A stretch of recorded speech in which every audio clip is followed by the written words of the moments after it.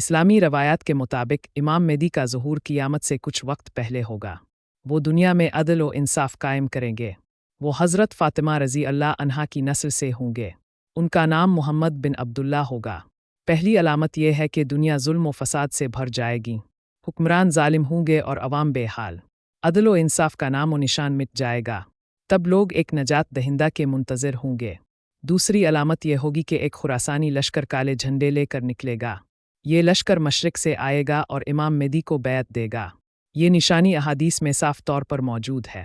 یہ لشکر باطل کے خلاف جنگ کرے گا۔ تیسری علامت خانہ کعبہ کے قریب ہوگی۔ امام مہدی کو لوگ زبردستی بیعت دیں گے۔ وہ کعبہ کے پاس نماز پڑھ رہے ہوں گے۔ تب ہی آسمان سے ایک آواز آئے گی، یہی مہدی ہیں۔ چوتھی علامت میں دجل و فریب عام ہوگا۔ جھوٹ کو سچ اور سچ کو جھوٹ بنا دیا جائے گا۔ میڈیا اور زبانوں سے فتنے اٹھیں گے۔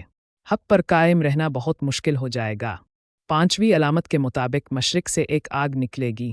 یہ آگ لوگوں کو میدان محشر کی طرف ہانکے گی۔ یہ قیامت کے قریب کی نشانیوں میں سے ہوگی۔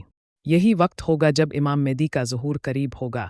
چھٹی علامت یہ ہوگی کہ آسمان سے ایک عجیب سی آواز آئے گی۔ یہ آواز سب سنیں گے مگر مطلب صرف مومنین سمجھی گے۔ یہ اعلان امام مہدی کے ظہور کا ہوگا۔ یہ آواز اللہ کی طرف سے ہوگی۔ امام مہدی کا ظہور مدینہ سے ہوگا، لیکن وہ مکہ میں آئیں گے جہاں ان کی بیعت ہوگی۔ وہ دنیا میں نظام عدل کو قائم کریں گے۔ ان کے ساتھ حضرت عیسیٰ علیہ السلام بھی آئیں گے۔ امام مہدی کا دور فتنوں کا خاتمہ لائے گا۔ لوگ خوشحال ہو جائیں گے، انصاف عام ہوگا۔ دین اسلام دنیا میں غالب آ جائے گا۔ ہر طرف امن اور برکت ہوگی۔ ہمیں چاہیے کہ ہم ایمان کو تازہ کریں۔ دعائیں کریں کہ ہم امام مہدی کے دور میں زندہ ہوں۔ اللہ ہمیں ان کے ساتھ چلنے کی توفیق دے۔ یہ وقت قریب ہے اور ہمیں تیار رہنا ہوگا۔